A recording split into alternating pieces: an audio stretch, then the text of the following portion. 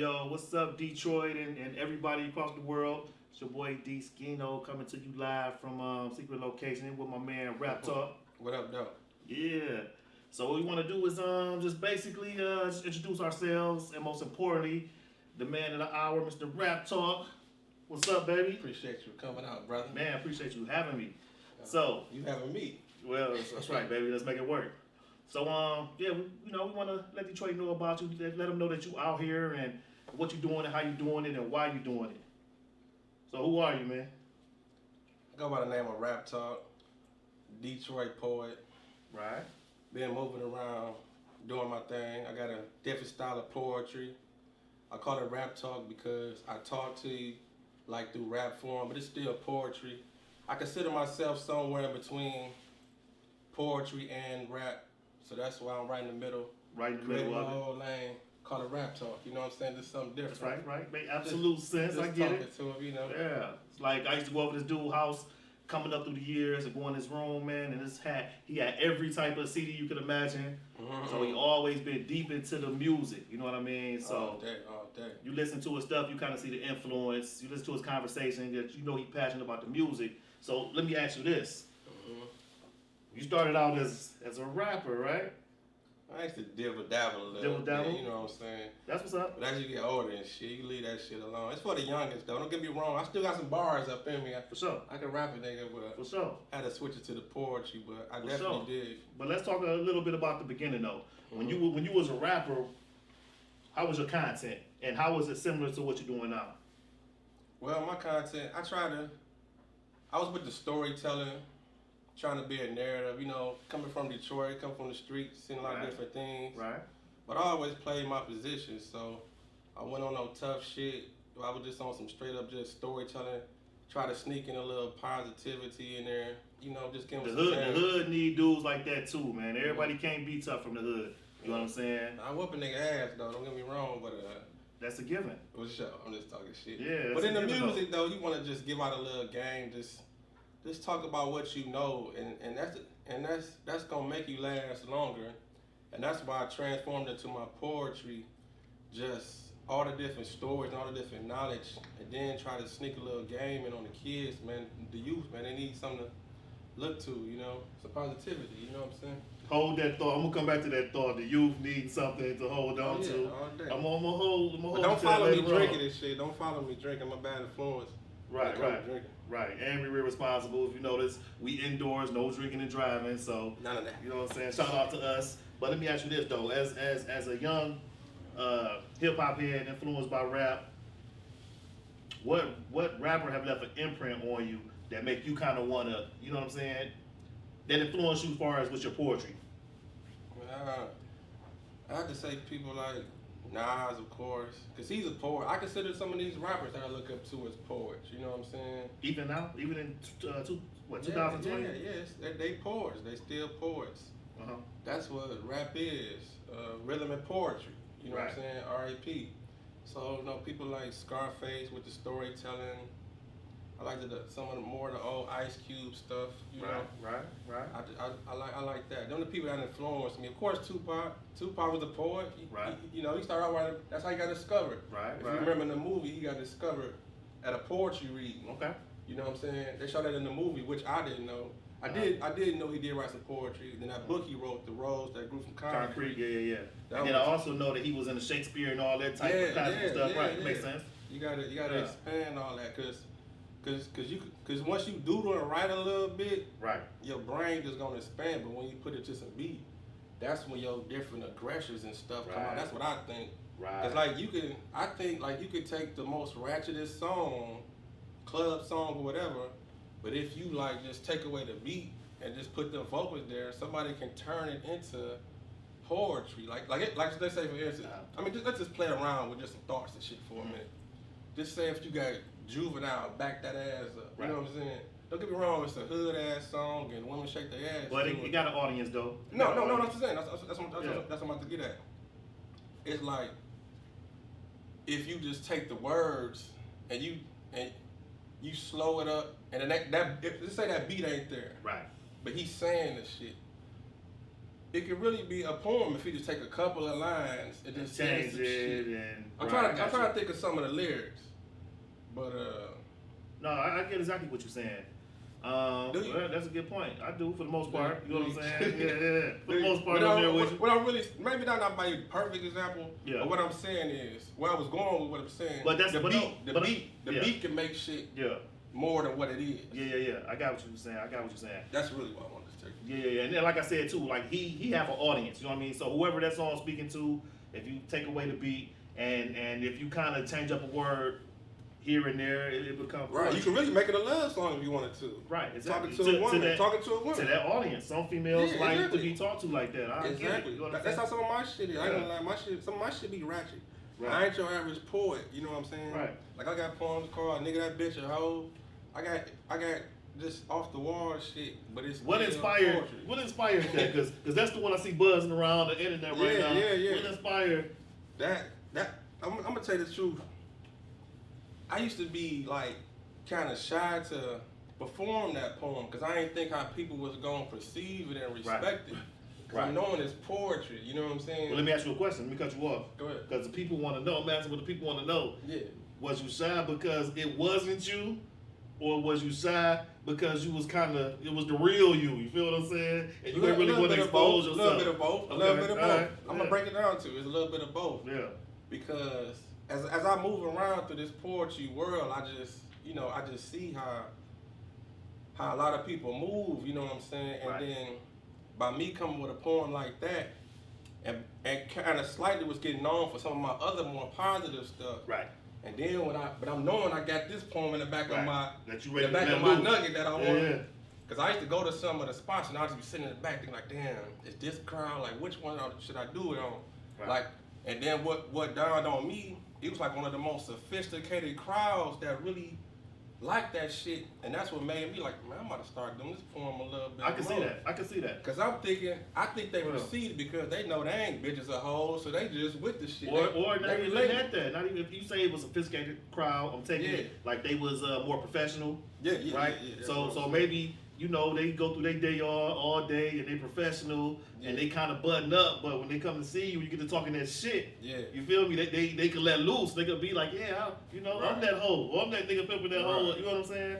So I most definitely get it. But when I did what I was influenced by, it was a lot of different thoughts. Yeah. I was putting a lot of different analogies to it. Like some niggas, so like some people do be with women and they don't know they bitch a hoe and stuff like that. Right. And then, a lot of people carry different images and stuff like that. Right. So that's why because the poem is really talking to a guy about a girl. Right. You see what I'm saying? Let him know. It's about a girl, but it's really talking to a guy about his girl. So it's like talking to two different people at the same time. Yeah. And I think you put it in a nutshell for me this summer, right? When we was downtown. What's that? And you hit the Jay-Z line, and the shit blew my mind. Which one was that? When he was like, nigga, that bitch, you think that, I don't even know the song. Remember we was down there? It was my Jay-Z song? Yeah, it was like, you was like, it's kind of like what Jay-Z said. And you was like, he was telling the nigga that the bitch is from the... Oh, when he be like... Hold up, this deep. Pay attention.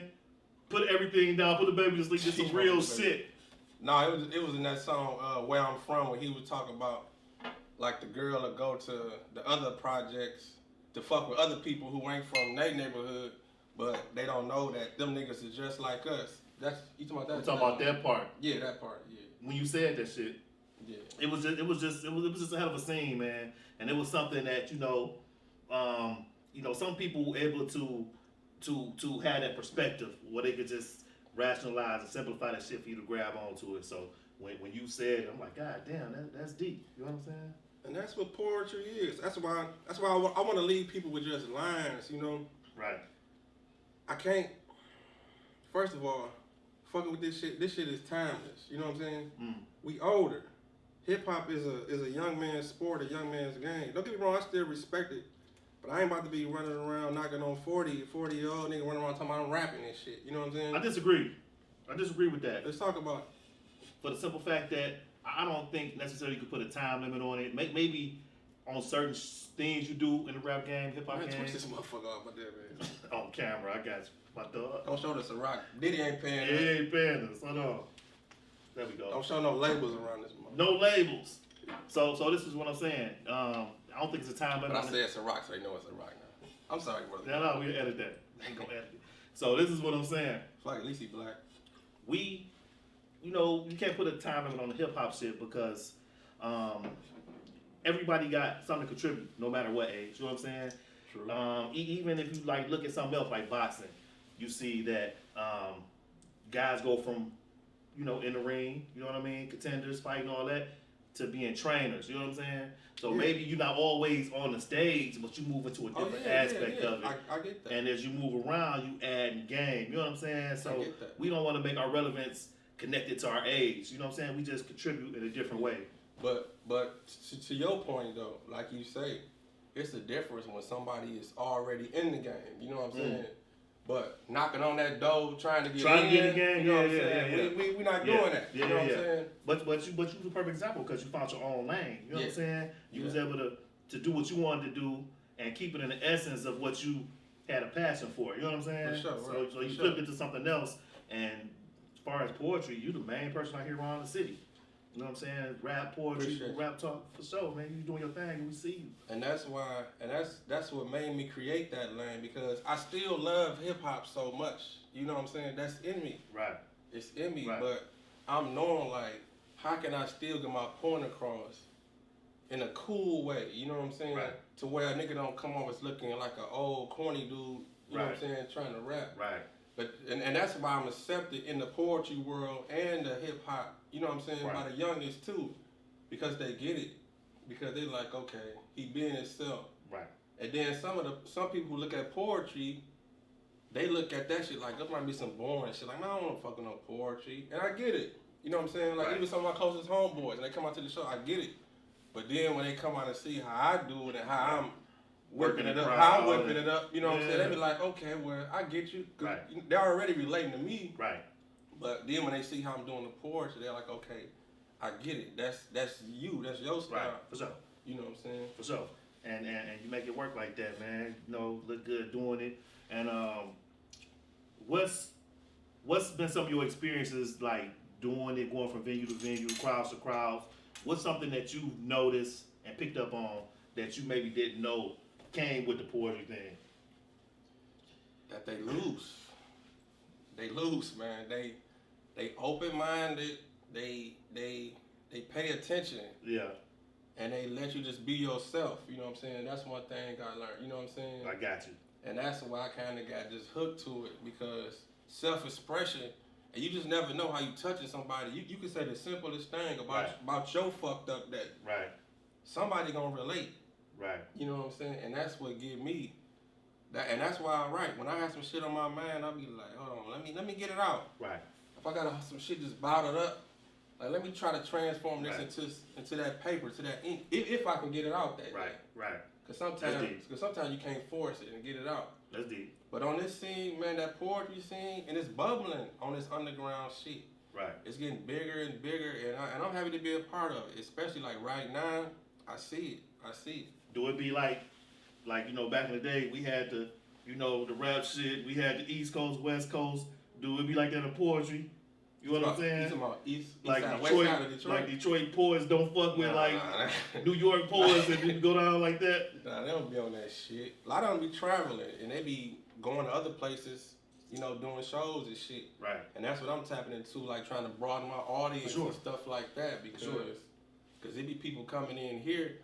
It's like you have to be in the know because the shit is underground, but it's pushing. You know what I'm saying? It's getting bigger and bigger. But once you in the circuit and you moving around and you get to knowing like who is who and who, cause it ain't really like it ain't no ceiling to this shit. It ain't that one person you be like, oh that nigga pushing buttons in this poetry shit. Right. It ain't no shit like that. Right. It's like you come in and shit, you do you, and build your audience and move around. Right. And see what happens. And then give respect and give respect. The more successful poets kind of have people following them. Yeah. I get you. Give respect, give respect. Now, have you ever had a situation where the crowd wasn't feeling your shit, like you knew you had some dope material, but they kind of was hesitant to, you know what I mean, give you a chance? When I first started, when I first started doing it, I used to kind of like be naive and thinking like, damn, am I getting them? Am I touching them? Because I was new, and then performing, you never know when you touch somebody until you start getting them reactions, getting them claps, getting them snaps and shit. Right. And when people start showing that they like your shit, Right. and that's when you know, like, okay, I'm touching them now. Okay. But sometimes you do come across a stiff crowd, but I can't say that they not feeling me or it's me either. You know what I'm saying? Yeah. Sometimes they just look, cause we entertaining. Right. They looking at us like, nigga, say something. You entertaining me. Right. You know what I'm saying? Right. And then as I'm talking to you, it might be a situation where people don't know how to act. You know what I'm saying? You might have a brand new crowd. You know what I'm saying? Yeah. And they don't necessarily know the mannerisms. You know what I'm saying? How to receive you or what to expect. So they looking at you and you looking at them. Oh yeah, I definitely been through that because first of all, a lot of times they introduce me like RapTalk. Right. Like, say if I go to a venue where nobody heard of me. Right. You know what I'm saying? Which them the ones I love. Right. Cause I love the reaction when somebody just hear me for the first time. You know what I'm saying? Right. Because it's like, first of all, they hear the name, they think like he about to rap. Right. You know what I'm saying? They're like, we got a poetry spot. Why is the name RapTalk? Boom, boom, boom. If they paying attention to that part anyway. Right. But then once they see the delivery and how I kick it, they're like, oh, okay, I get it. That's what you do. You know what I'm saying? That's what you want. Mm-hmm. So, but sometimes people do kind of be like, oh, maybe he ain't as deep as I thought he was. You know what I'm saying? Right. I can understand it. Right. But you keep going. Everybody's not gonna feel everybody. We not supposed to be for everybody. You know what I mean? Exactly. And I won't want to be. And that's exactly. that's why I won't switch my shit up. So you want to switch it up? So like if you go to Tennessee, it ain't gonna be like coming to the stage. It's country talk. Nah. It ain't gonna be none of that type of. It's always gonna be rap talk, no matter what crowd. And right. So motherfuckers gotta take me for me. That's what you gonna get with. You gonna have to take me for me. I'm sticking to that. What's up? Good shit, bro. Good shit. Let me ask you a question. Yeah. How have you, like, where do you want to take this? Right? You at your level right now, you going around the city, you getting your buzz. Where you see yourself at in 2 years, then like 5 years?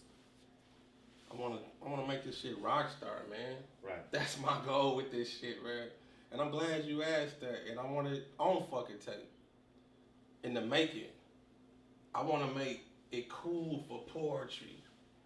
I want to make kids be like, damn, I want to be a poet. You know what I'm saying? Like how they look to the rappers. Right.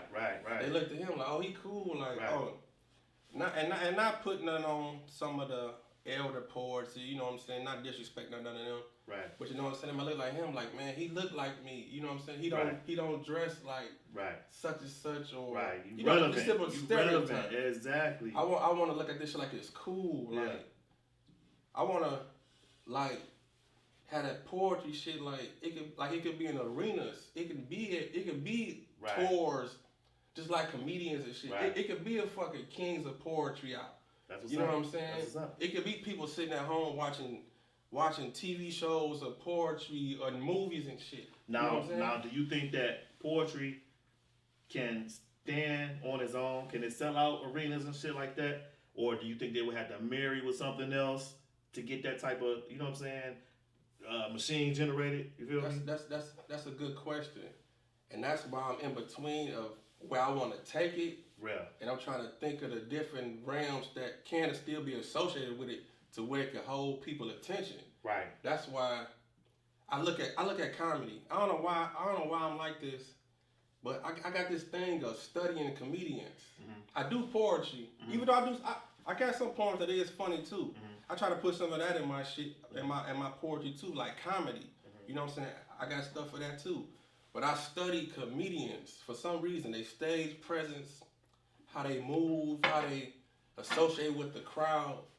And I want poetry can be like that. Now that's the closest thing I can put it to. Gotcha. You got comedy shows, and then you can have poetry shows like it.